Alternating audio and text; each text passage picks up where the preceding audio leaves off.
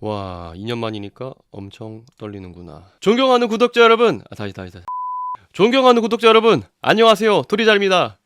2년 만이죠. 반갑습니다. 정말 오랜만에 돌아왔는데요. 다들 잘 지내셨죠? 저도 오랜만에 촬영이라 너무나 떨립니다. 각설하고 이번 시간에 준비한 이야기는 지금 이 시대에 트럼프가 요동친 이 와중에 과연 어떤 주식을 투자해야 하는지 한번 준비를 해봤습니다.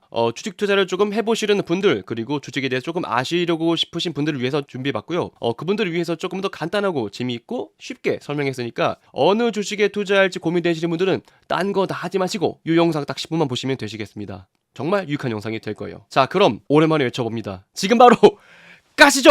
지난 2025년 5월 16일 미국의 신용등급이 떨어졌습니다. 무디스가 기존 최고 등급인 트리플 A에서 AA1으로 한 단계 강등을 한 것인데요. 2011년에 S&P, 2023년 피치가 떨어뜨린 지 약 2년 만의 일이었습니다. 세계 최강대국의 명성에 어울리지 않게 3대 신용평가 기관에서 신용등급 강등 그랜드슬램을 당하는 웃지 못할 일이 벌어지고 말았는데요. 자, 그런데 여기서 흥미로운 점은 미국이 신용등급이 하락이 있었음에도 불구하고 시장은 빠르게 회복세를 보였다는 거예요. 신용등급 강등 직후 증시가 급락했던 2011년과는 다르게 강등 발표가 있던 2025년 5월을 보면 무슨 일이 있었나 싶을 정도로 차트가 아름답게 우상향을 가고 있습니다. 시장은 미국의 신용등급 하락을 이미 예고된 악재로 받아들였고 장기적인 방향을 뒤흔들 정도의 결정적 변수는 아니라고 판단했기 때문이죠. 하지만 우리는 한 가지 이 포인트에서 주목할 만한 점이 있습니다. 무디스의 신용등급 하락으로 앞으로 미국 정부가 취할 스탠스를 예측해보며 다가올 산업들의 호재를 점쳐볼 수 있는 절호의 기회입니다. 갑작스러운 신호탄에 먼저 재빠르게 달려갈 수 있는 경주마처럼 말이죠. 그래서 이 지점에서 어떤 주식이 촉망받을지 한번 재빠르게 알아보도록 하겠습니다.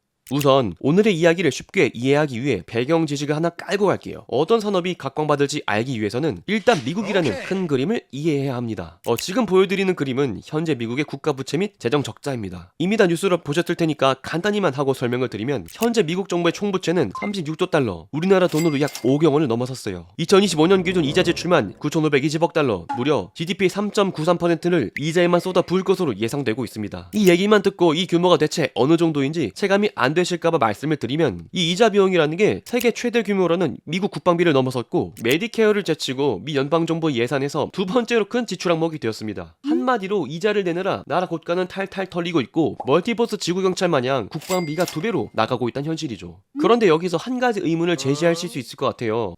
야 토리자라, 야 그래도 미국인데 망하겠냐? 그냥 달러 찍어서 해결하면 되지 라고 생각을 하실 수도 있지만 사실 그것도 능사가 아닙니다. 달러를 무제한으로 찍어내면 인플레이션 유발, 달러 가치 하락, 국제시장 불안정, 결국 또 인플레이션으로 되돌아오게 되어 있어요. 가뜩이나 인플레이션 잡겠다고 금리 올리고 통화정책 펼치고 있는데 그 노력이 말짝 도루묵이 되는 거예요. 즉 재정지출, 양적 완화, 환율정책 등 거시적인 정부정책으로 재정 적자를 개선해 나가는 것은 불가능한 상황에 도달했고 실질적으로 조치가 가능한 방법들은 미시적인 액티브한 정책들로 미국의 상황을 개선해 나가려 할 수밖에 없습니다. 즉 국가 전략 산업에 자금이 몰릴 수밖에 없고 세계 자본시장에선 이 흐름이 점점 더 뚜렷해질 수밖에 없다는 것이죠. 실제로 트럼프가 노망나서 괜히 전세계 대상으로 관세 업앤다운 심리전하고 노벨 평화상 받고 싶어서 전쟁 종식치도 이런 거 하는 게 아닙니다. 모든 포석은 결국 경제 성장과 부채 해결에 맞춰진 큰 그림이라는 거예요. 미국이라는 국가의 부양을 일으킬 수 있는 대규모 국가기관 산업에 투자가 촉발될 것이고 미국의 미래를 이끌 산업들이 현재 미국이 닥친 국가재정 적자에 시름을 덜어줄 수 있으니까요.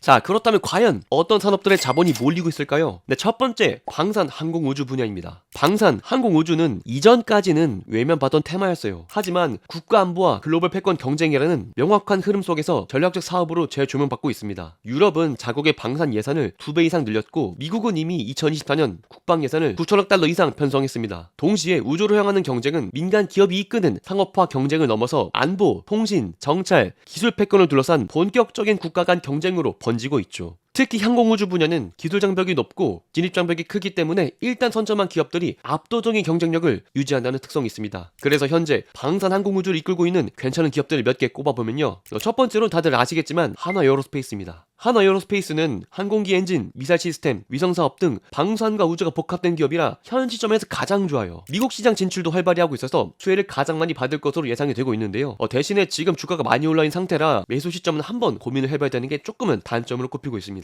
이 다음부터는 빠르게 훑고 넘어갈게요. LIG 넥스원은 유도무기, 방공 시스템 드론 등에서 경쟁력을 갖춘 국내 대표적인 기업이고요. 한국항공우주는 FA50, T50 등 잘 알려진 대로 국산 전투기 수출을 주도하고 있고 특히 인도네시아, 폴란드 등 신규 수출국을 확보하고 있는 대표적인 전투기 수출 기업입니다. 이제 한국의 방산 산업은 단순한 내수형 방어 산업이 아니라 수출 중심의 성장 산업으로 전환되고 있는 만큼 방위 산업이 주목해 보시는 것도 좋을 것 같습니다. 자, 두 번째로는 AI 슈퍼사이클에 따른 변압기 시장입니다. 뭐 사실 이건 말할 것도 없죠. AI는 인류가 앞으로 10년 이상 거스를 수 없는 초장기 메가 트렌드입니다. 인프라가 바뀌면 칩이 바뀝니다. 그런데 칩이 바뀌면 결국 전기를 어떻게 공급하느냐도 완전히 새로 짜야 한다는 거죠. 서버는 돌아가고 데이터는 쌓이고 그만큼 전기는 미친 듯이 들어갔는데요. 문제는 이 전력을 끌어다 쓰기 위해선 송배전 인프라, 특히 변압기와 전력기기가 필수입니다. 그래서 실제로 지금은 AI 반도체를 누가 만드냐보다 그걸 돌릴 전력을 누가 안정적으로 공급하느냐가 더욱더 중요한 문제로 떠오르고 있어요. 그래서 이 부분에서 주목할 기업들을 정리해봤어요. 첫 번째, LS 일렉트릭입니다.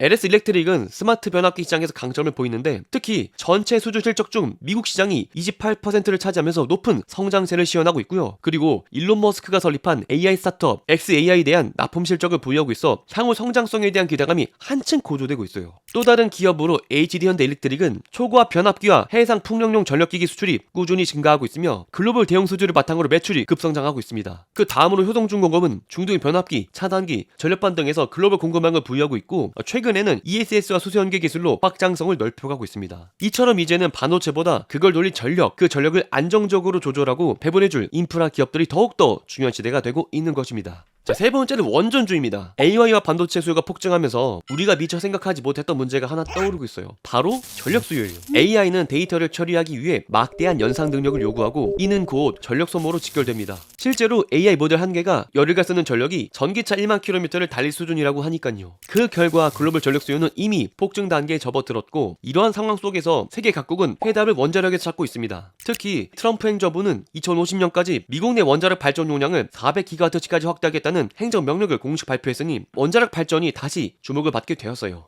그 결과 눈여겨볼 만한 기업은 한전기술입니다. 한전기술은 대표적인 원전 설계 전문 기업으로 원자로 개통 설계 및 핵심 주기기 설계를 담당하고 있어요. 주로 사우디아라비아, 체코 등 해외 수출을 주력으로 하고 있고 최근 SMR, 소형 모듈 원자로 기술까지 발을 넓히고 있어 앞으로의 성장성이 기대가 되고 있습니다.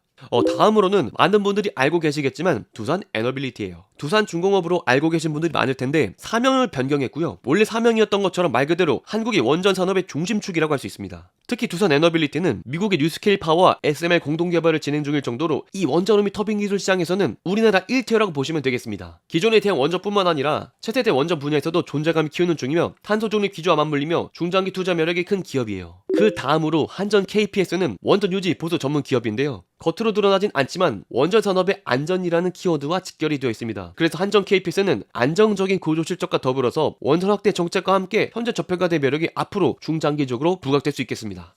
그래서 결국 지금은 단순하게 AI, 반도체만 주목할 만한 것이 아니라 그를 떠받치는 인프라까지 주목해야 할 시대가 왔습니다. 국가 전략 산업에 자금이 몰리는 현상은 앞으로도 지속될 것이고 그 핵심 키워드에는 AI와 방산이 있습니다. 이제는 묻혀있던 방산이 핵심 키워드가 되었고 최근 AI와 반도체 수요 급증으로 인한 전력 수요량 폭증은 단순한 일시적 현상이 아니라 구조적인 변화에 더욱더 가까워졌습니다. 즉 지금 시점에서는 종목 선정은 단타가 아닌 중장기적인 흐름으로 봐야 된다는 것이죠. 그래서 2분 10분 영상이 여러분들의 중장기적인 안목을 기를 수 있도록 조금이나마 도움이 되셨으면 좋겠습니다. 오늘의 영상은 여기까지입니다. 영상의 내용이 좋았다면 구독과 좋아요 부탁드리도록 하겠습니다. 그리고 오늘은 전체적인 산업에 대한 이야기를 해봤는데요. 혹시나 궁금하신 기업들이 있다면 댓글로 남겨주시면 제가 한번 그 기업들 중 선정을 해서 한번 분석해 보도록 하겠습니다. 그럼 다음 시간에 또 만나요.